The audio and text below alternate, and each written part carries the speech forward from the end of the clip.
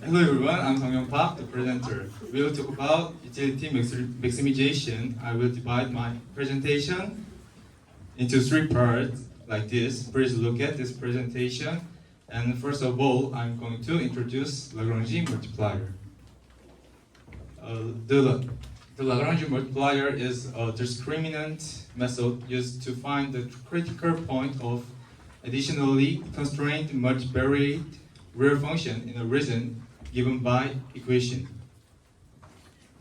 Assuming that there is an object function f and a constraint function g that has an elliptical graph, we want to obtain the maximum minimum at the point where the ellipsoid meets the curved surface.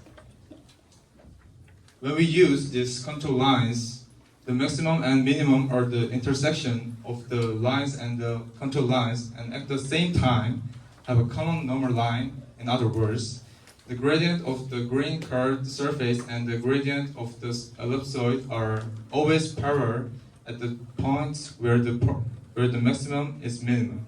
The real number is the Lagrange undefined coefficient.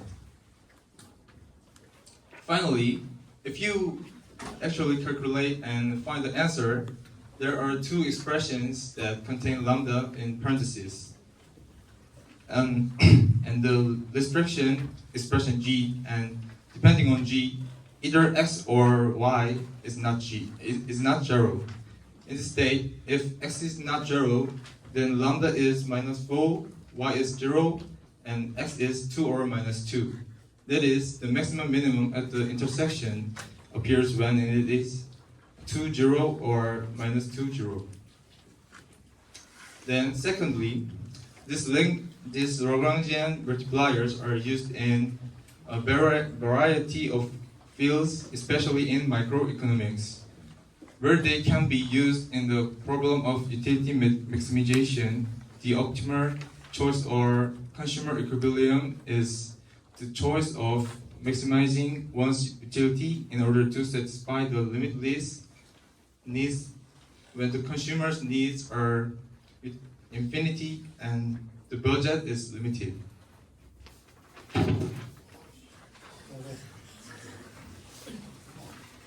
In order to analyze this choice mathematically, we need to express the budget and utility as a function.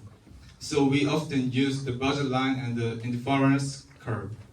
The budget line is a line that shows when the price of each good and the consumer's income is given, or income can be spent and consumed. The indifference curve is one of the types of utility curves and can be seen as the level line of the utility function.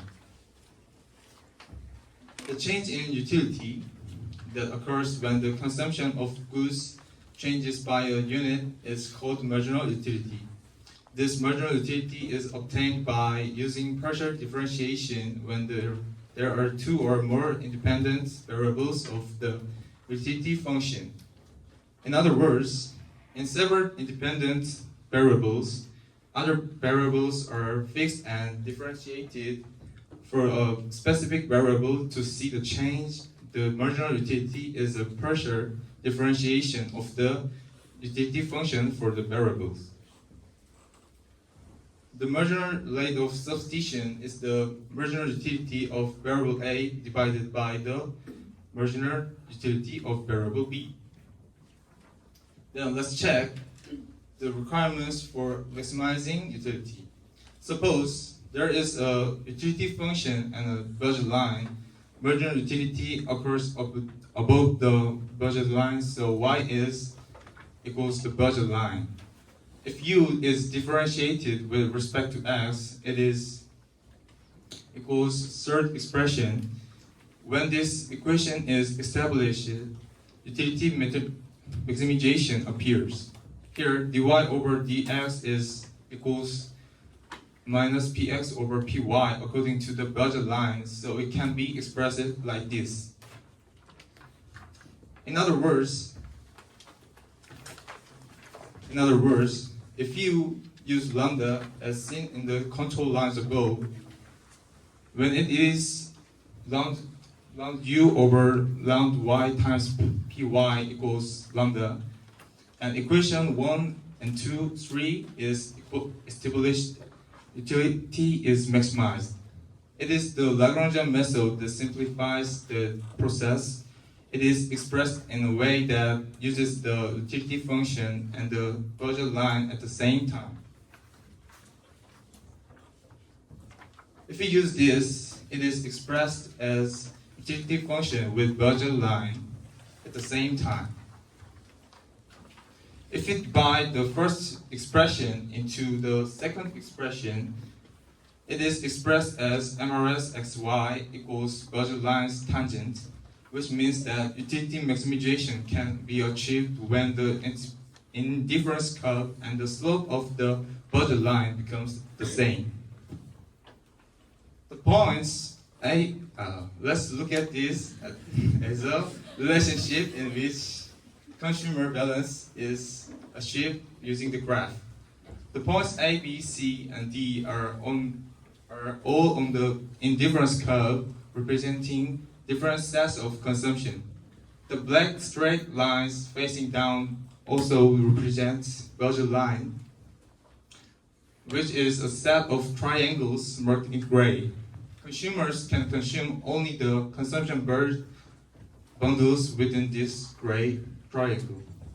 In addition, according to the assumption of monotonicity, which assumes that the further away from the origin, the higher the utility level of the indifference curve, the higher the utility level, because the red indifference curve is further from the origin than the green indifference curve.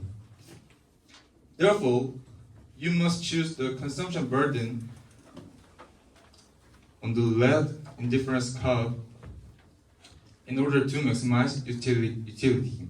Then let's find the best choice among the 4 points. Point A is a set of budgets where consumers can consume this consumption burden, but it is not an optimal choice because it has not consumed all budgets. In addition, it is not an optimal choice because it is a relatively low utility choice on the indifference curve. Point B and C are above the budget line, which is the boundary of the budget set, so consumers consume all budgets by consuming this consumption burden.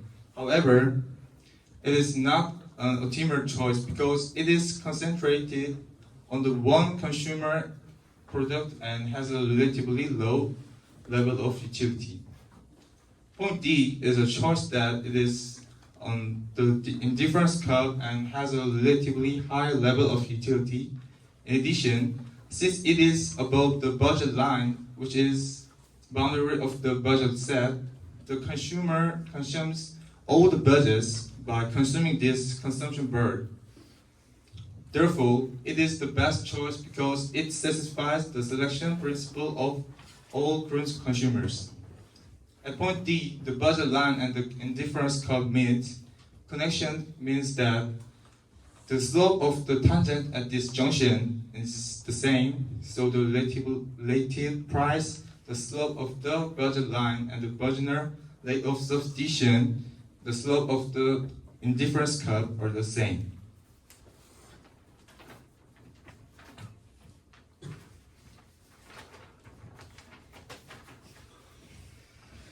In this way, when an economic entity such as a consumer or a company purchases various goods with limited capital or income, it is established that the marginal utility obtained by the goods must be the same in order to obtain maximum utility, which is called the law of equal marginal utility.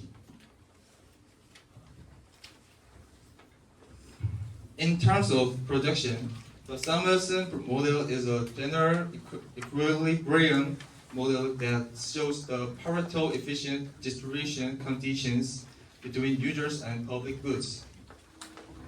Considering how much of the economy's resources are used to produce private goods and how much will be used to produce public goods.